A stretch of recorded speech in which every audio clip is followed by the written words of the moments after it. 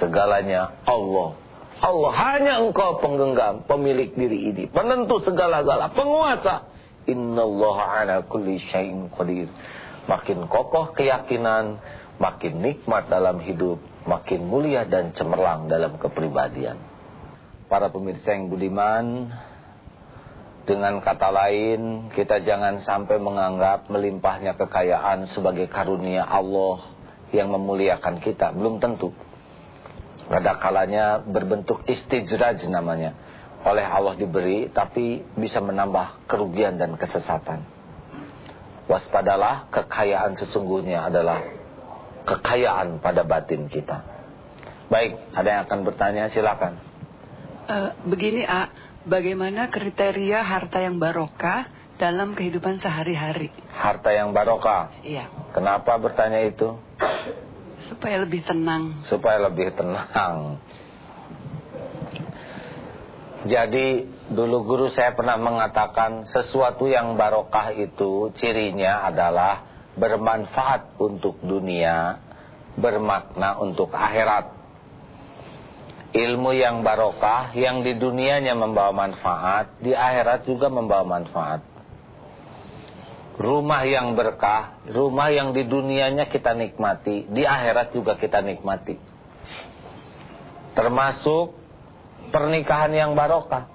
Rumah tangga di dunia dinikmati, di akhirat juga dinikmati. Rezeki yang barokah adalah rezeki yang di dunia ini bisa menjadikan minimal 3 hal. 1, batinnya tenang. Karena ada rezeki yang membuat batin tidak tenang. Makanya kalau orang dapat rezeki yang halal berkah, dia tenang cirinya.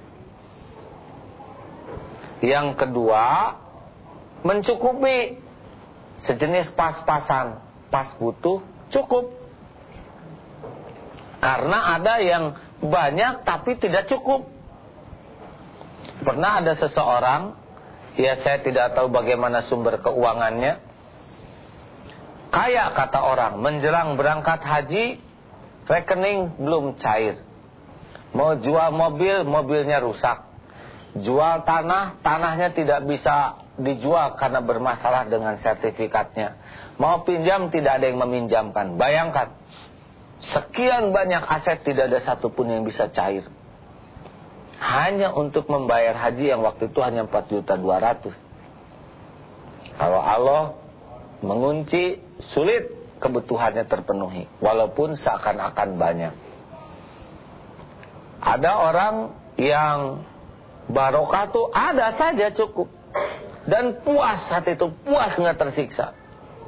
Karena ada juga yang tidak pernah puas. Dan yang ketiga, yang pertama apa tadi? Tenang. Yang kedua, mencukupi.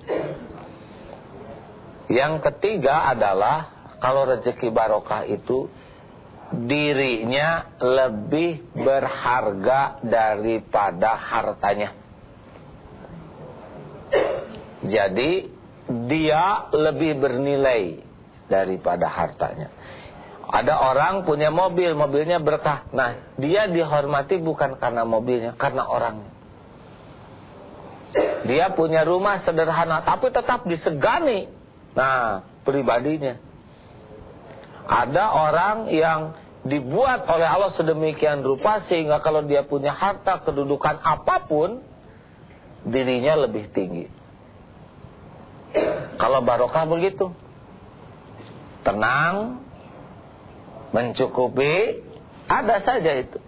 Dan membuat dirinya terhormat. Karena dia dalam. Bagaimana supaya barokah?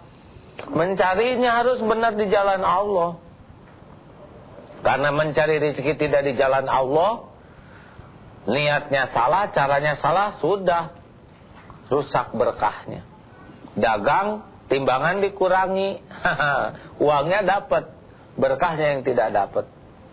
Ini bahaya. Begitu? Baik, selanjutnya Bapak silakan.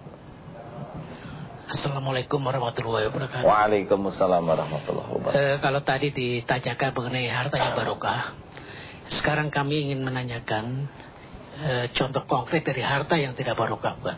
Yang tidak berkah, ya, sebaliknya, ya, baik. Makasih. Terima kasih, Pak. Assalamualaikum warahmatullahi wabarakatuh. Waalaikumsalam warahmatullahi wabarakatuh. Kalau tadi yang barokah, sekarang yang tidak barokah, ya dibalik saja jawabannya.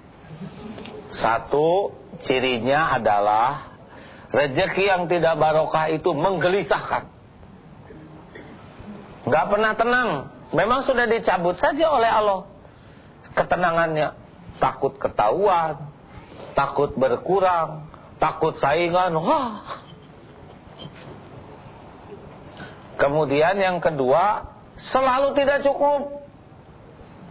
Beli ini, mikir yang belum dibeli. Lihat rumah yang belum ada. Baru beli tanah, mikir villa yang belum. Terus saja. Sehingga capek otaknya tuh dan selalu kurang. Akibatnya habis waktunya memburu sana sini sampai waktu ibadah tidak ada. Waktu belajar tidak ada. Dia sendiri tidak menikmati, Pak. Apa rumah banyak itu dinikmati? Tidak. Malah jadi beban pikiran.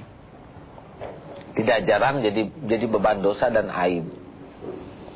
Dan yang ketiga adalah namanya lebih jelek dari hartanya. Dia memang rumahnya berharga, perhiasan berharga, mobil berharga, tapi dirinya nggak berharga. Orang ini hasil maling, koruptor, memang megah rumahnya, tapi nggak ada harganya. Namanya tuh rendah sekali. Seperti maaf pelacur, punya mobil bagus, pelacur. Sebagus apapun mobil dia nggak punya harga. Maaf, koruptor juga begitu. Kedudukan boleh tinggi, rumah boleh megah, mobil boleh mewah, tapi dirinya nggak ada harganya. Orang memandang sangat sebelah mata. Ini harus hati-hati. Jadi bagaimana? Kenapa nggak barokah? Ya karena mencarinya tidak benar. Kenapa mencarinya tidak benar? Karena imannya lemah. Kalau kita iman yakin dengan ilmu yang benar, bahwa setiap makhluk itu sudah ada rezekinya. Waktu kita di dalam perut ibu 4 bulan sudah beres ini pembagian rezeki. Kita tidak disuruh mencari rezeki, wabtaghu min fadlillah. Mencari karunia Allah. Barokahnya itu yang kita cari. Rezekinya bukan dicari tapi dijemput. Kalau dicari ada peluang tidak ada. Kalau dijemput sudah pasti ada. Kalau niatnya benar, caranya benar, ketemu, tidak akan tertukar. Maka terjadinya orang sengsara itu karena kurang iman. Kenapa kurang iman? Karena kurang ilmu. Karena pupuk iman adalah ilmu.